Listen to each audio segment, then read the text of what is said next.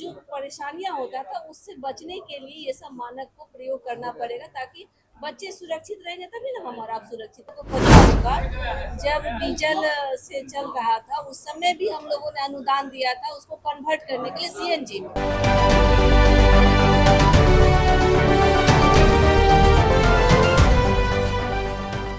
नमस्कार, स्वराज पोस्ट में आपका स्वागत है। मैं वेद सिंह। 1 अप्रैल को बिहार सरकार की तरफ से एक नियम लाया गया था, जिसको लेकर के बातें जो है कई सारी हमारे सामने देखने को मिली।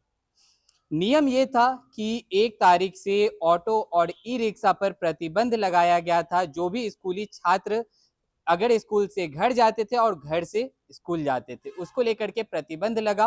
तो उसके बाद से ऑटो यूनियन की तरफ से धरना प्रदर्शन हुआ कि उन्हें अनुमति दी जाए ऑटो चलाने के लिए, लेकिन उसके बाद सरकार ने उन्हें 1 सप्ताह का मोहलत भी दिया। लगातार स्वराज पोस्ट की टीम इस खबर के साथ शुरुआती दिनों से ही बनी हुई है और आपको पल पल का अपडेट भी दे रही है। वहीं अगर कल की बात करें तो कल ऑटो यूनियन के लीडर पप्पू यादव से जब स्वराज पोस्ट की टीम की बातचीत हो रही थी, तो उन्होंने कहा कि जो भी सुरक्षा मानक बिहार सरकार की तरफ से तय किए गए हैं उसका वो स्वागत करते हैं। लेकिन उन्होंने एक अपनी बात को सामने रखा, कहा कि जीपीएस जो लगाने की बात कही जा रही है उसको लेकर के उन्होंने अनुदान की मांग उठाई। उसको लेकर के आज जब हम परिवहन मंत्री, बिहार सरकार के परिवहन मंत्री शीला मंडल से सवाल किए तो उन्होंने क्या कुछ कहा, पहले चलकर आप इस वीडियो को सुने। पाबंदी लगाई गई थी, लेकिन कुछ मानकों के बाद ऑटो का परिचालन को आदेश दे दिया गया, लेकिन ई रिक्शा पे पाबंदी लगाई गई है।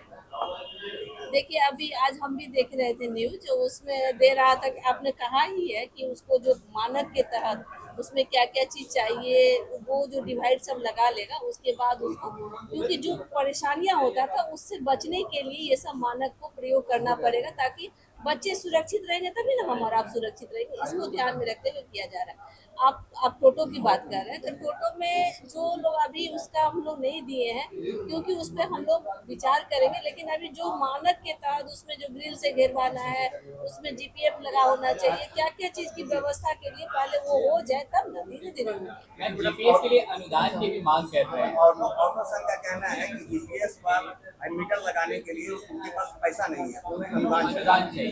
देखिए, हरदम ये अनुदान जो वो लोग मांग कर रहे हैं, इससे पहले भी आप लोगों को पता होगा जब डीजल से चल रहा था उस समय भी हम लोगों ने अनुदान दिया था उसको कन्वर्ट करने के लिए सीएनजी में। तो अभी तो इस तरह का कोई प्रस्ताव नहीं है, लेकिन अगर उस तरह की बात है तो जो उन लोग पहले तो उन लोग कह रहे थे कि हम लोग को परमिशन मिले, तो एक चीज पे आपकी बात को माना गया और हम लोगों ने परमिशन दिया है कि आप गाड़ी चला सकते हैं, लेकिन उस मानक के तहत जो व्यवस्था चाहिए, आप सुरक्षा के दृष्टिकोण से ही काम कर रहे हैं, तो उसको तो सुरक्षा को तो ध्यान में रखना ही होगा।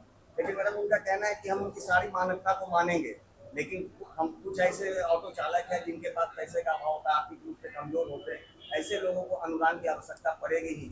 देखिए, अभी आपको बताए कि इससे पहले हम लोगों ने कई बार बस को भी हम लोग संचालन, जो बस को कन्वर्ट करने के लिए भी 7 लाख तक की राशि दी गई, टेम्पो के लिए भी दिया गया, 3 पहिया वाहन है।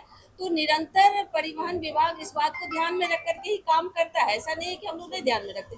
लेकिन अभी जो है, अभी पहले उन लोग का था कि हम लोग को भी इसमें सवार बच्चे को ले जाने के लिए अनुमति की मांग किया गया था, तो अनुमति हम लोगों ने दे दिया है।